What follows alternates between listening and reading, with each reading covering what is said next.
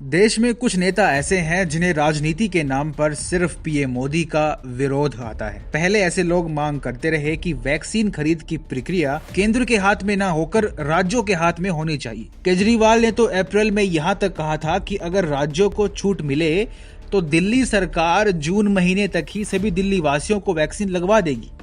हुआ कुछ नहीं, राज्य सरकारें औंधे मुंह गिर गई। सब ये बोलने लगे कि आखिर मोदी सरकार खुद वैक्सीन प्रक्रिया को आगे क्यों नहीं बढ़ा रही है। खैर, कल मोदी जी ने फिर इन एजेंडावादियों की मांग मानते हुए वैक्सीनेशन की प्रक्रिया को अपने हाथों में ले लिया। उसके बाद अब फिर चिदम्बरम जैसे नेता छाती पीटने लगे हैं।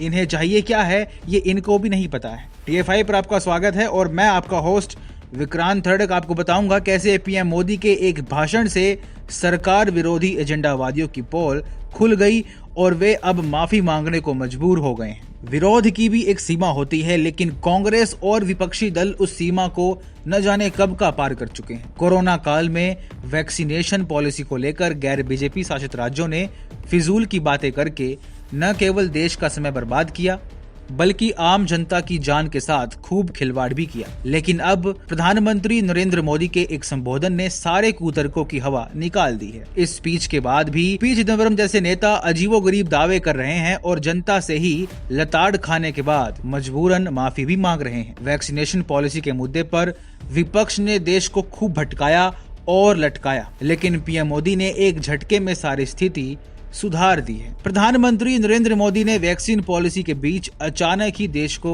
संबोधित कर सभी को चौंका दिया है, जिसके चलते सबसे बड़ा झटका विपक्ष के राजनीतिक एजेंडे को लगा है। पीएम मोदी ने ऐलान किया कि राज्यों की मांग के बाद अब 21 जून से केंद्र की मोदी सरकार ही राज्यों को वैक्सीन उपलब्ध कराएगी। नए फैसले के अनुसार उत्पादक कंपनियों से 75% वैक्सीन केंद्र सरकार और शेष 25% निजी अस्पताल खरीद सकेंगे। पीएम मोदी की तरफ से ये ऐलान तो काफी साधारण था, लेकिन इससे जहां विपक्ष के राजनीतिक एजेंडे को करारा झटका लगा है तो वहीं जनता के मन में राहत की उम्मीद जगी है। इस मुद्दे पर अब वो गैर बीजेपी शासित राज्य भी खुशी का ढोंग कर रहे हैं, जिन्होंने सबसे पहले वैक्सीन पॉलिसी में बदलाव करने और राज्य सरकारों को वैक्सीन खरीदारी की अनुमति देने की मांग की थी।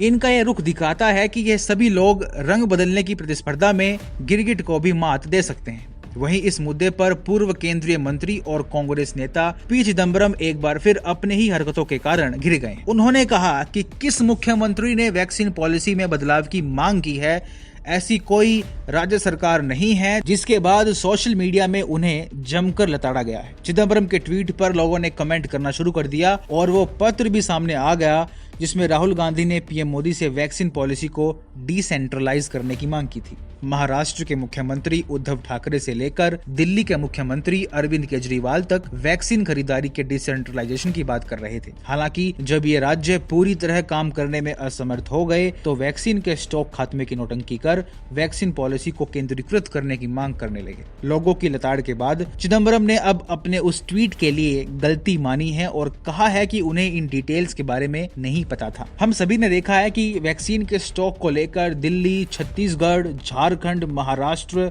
राजस्थान, पंजाब और यहाँ तक कि पश्चिम बंगाल की सरकारों तक ने मांग की थी कि वैक्सीनेशन का काम राज्यों पर ही छोड़ दिया जाए और वैक्सीन खरीदने की राज्यों को अनुमति दी जाए। इसके बाद केंद्र ने जब इस मांग को स्वीकृति दी तो राज्य सरकारों की व्यवस्थाओं की पोल खुलने लगी।